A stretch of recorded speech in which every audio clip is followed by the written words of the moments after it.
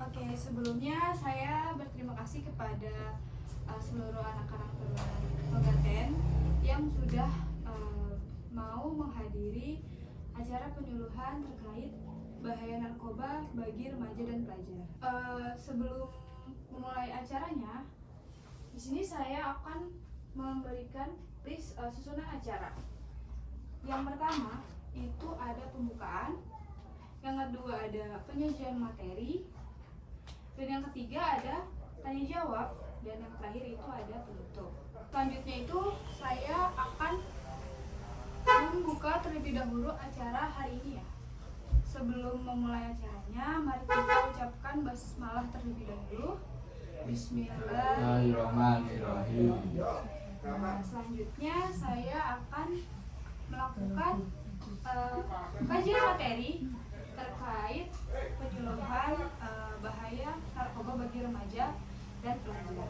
Perkenalkan, nama saya itu Fit Astarini dengan NIM K712024, mahasiswi semester 7 dari Universitas 11 Maret. Oke. Sebelumnya ada yang tahu nggak nih apa itu narkoba? Zat yang berbahaya. Oke, ya, tahu ya, zat yang berbahaya. Jadi masyarakat umum itu taunya narkoba itu zat yang terlarang yang bisa merusak tubuh kita ya. Nah, di sini saya ingin menjelaskan lebih rinci terkait narkoba itu sendiri. Jadi, narkoba itu adalah singkatan dari narkotika, psikotropika, dan zat adiktif. Nah, narkoba ini memiliki efek yaitu bisa menenangkan syaraf, mengakibatkan ketidaksadaran, menghilangkan rasa nyeri, menimbulkan rasa ngantuk, hingga kecanduan gitu ya. Dan faktanya di Indonesia sendiri itu keadaannya itu dari tahun ke tahun itu selalu semakin memburuk. Nih, faktanya di tahun 2018 ada 3,8 juta pengguna narkoba aktif di Indonesia. Di antaranya 4,7%-nya itu adalah pelajar sampai mahasiswa yang notabene-nya itu umurnya 11 sampai 24 tahun.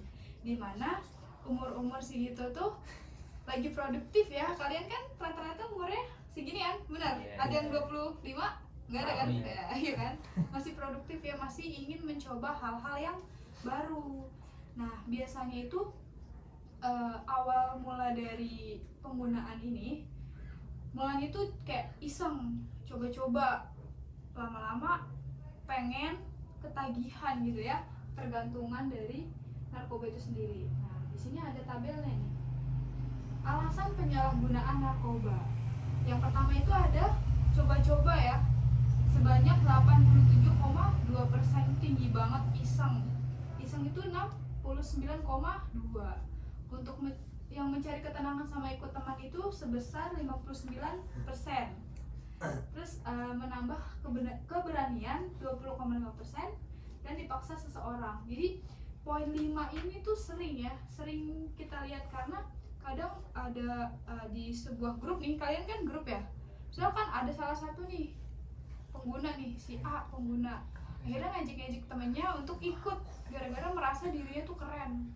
Kalian nih cupu, nggak mau nggak ikut narkobaan nih sama saya, akhirnya dicoba itu. Nggak boleh ya. Nah, selanjutnya kita akan melihat faktor-faktor dari penyalahgunaan. Nah, kebanyakan dari remaja ini faktornya itu dari lingkungan. Di sini saya akan menjelaskan pertama itu dari individunya sendiri. Jadi remaja itu sebenarnya sedang mengalami perubahan biologis, psikologis, sama sosiologisnya, yang dimana itu sangat rentan banget untuk menyalahgunakan narkoba. Sama ada ciri-ciri tertentu yang memiliki risiko lebih besar untuk menjadi pemakai narkoba. Yang kedua itu lingkungan keluarga. Yang pertama ada komunikasi dengan orang tua yang kurang baik. Jadi banyak kan ya ditemukan tuh keluarga-keluarga yang kurang harmonis, yang jarang komunikasi. Itu tuh kalau bisa jangan ya. Kalau bisa tuh di rumah tanyalah sedikit, masak apa gitu kan, itu udah mulai komunikasi ya. Terus yang kedua ada orang tua sibuk atau tidak, acuh, nggak peduli gitu. Jadi kadang ada anak yang hidupnya itu ditinggal sama orang tuanya kerja, jadi hidupnya sama nenek kakeknya yang nggak diurus dari pagi sampai malam gitu, jadi nggak ada pengawasan lebih. Yang ketiga itu ada orang tua yang serba memperbolehkan apa saja yang dilakukan anaknya, jadi kayak semua aktivitas anaknya itu ya udah dibolehin aja, padahal kan harusnya dipilah-pilah mana yang harus dilakukan, mana yang enggak gitu kan. Selanjutnya yang ketiga ada lingkungan sekolah. Jadi ada sekolah itu yang terletak dekat dengan dekat dengan penjualan narkoba dan hiburan-hiburan gitu ya. Jadi anak-anak sekolah itu bisa dengan cepat mendapatkan barang-barang haram ini ya. Terus yang kedua ada peraturan sekolah yang kurang ketat. Jadi anak-anak itu bisa dengan mudah membawa masuk barang-barang ini. Yang ketiga itu sekolah nggak ngasih tempat, nggak ngasih wadah kepada siswanya untuk mengembangkan diri secara kreatif pada hal-hal yang positif gitu. Terus selanjutnya ada lingkungan pergaulan. Nah ini nih lingkungan pergaulan ya. Jadi ada yang berteman dengan pengguna atau bahkan pengedarnya sekaligus gitu. Terus yang kedua dari tekanan dan ancaman teman kelompoknya yang saya sebutkan tadi sebelumnya, itu ada teman yang udah terlanjur menggunakan, jadi ngajak-ngajak yang satunya supaya lebih berani, udah mendapatkan efeknya tuh kayak misal ada yang jadi lebih senang, jadi lebih tenang gitu. Padahal bisa dengan cara lain untuk mendapatkan kesenangan dan ketenangan itu sendiri. Nah selanjutnya kita lihat gejala fisik.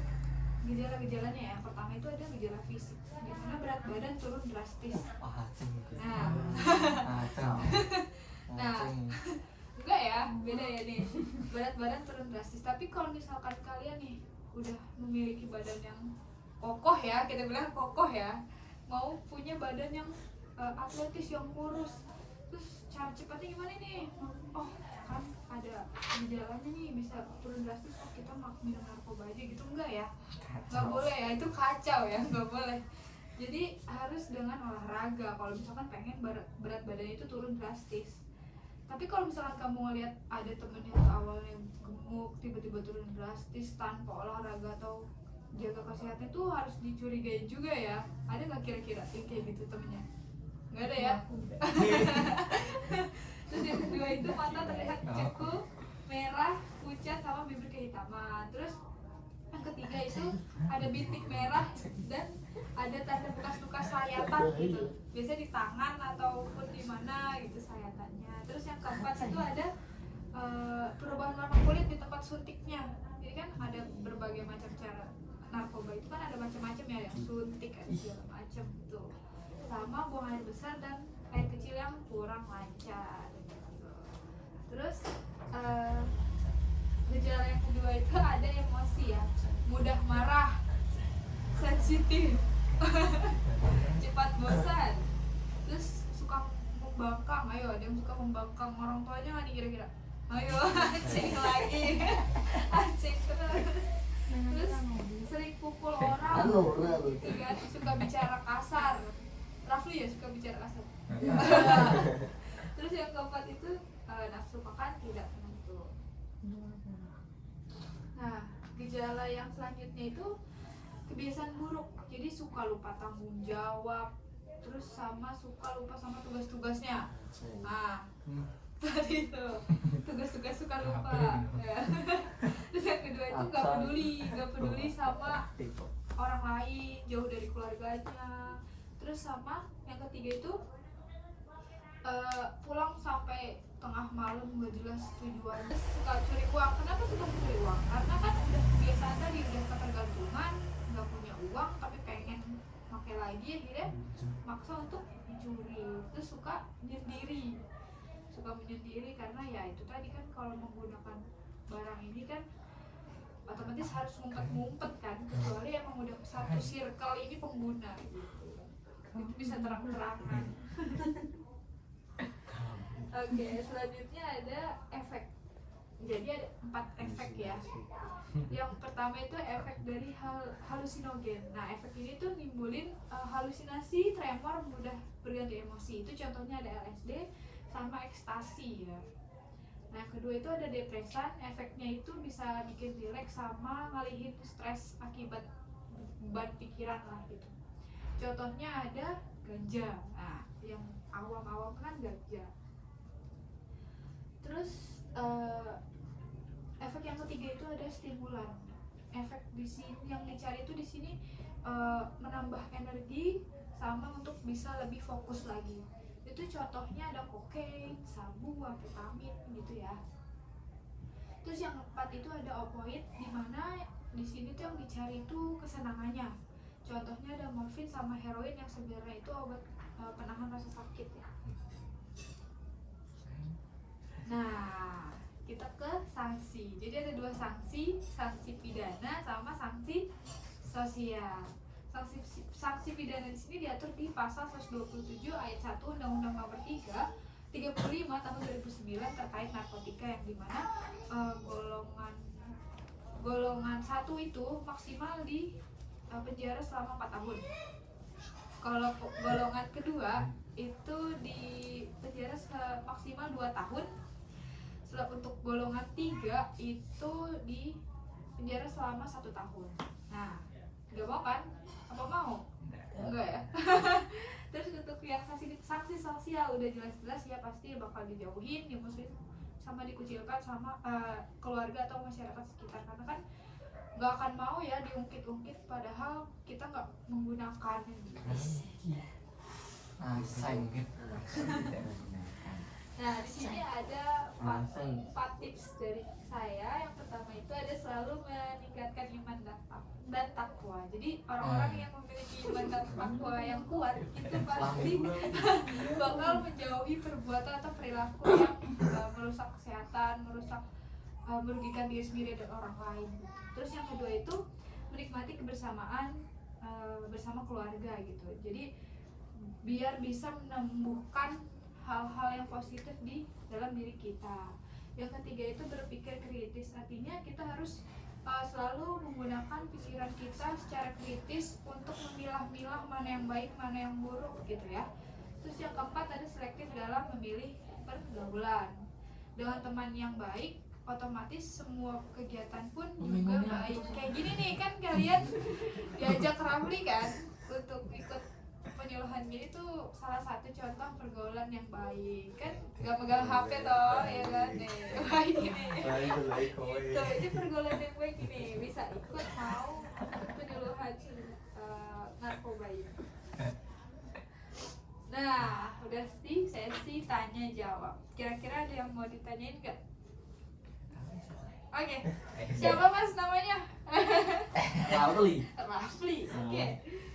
Kalau udah terlanjur kecanduan bagaimana? Oke.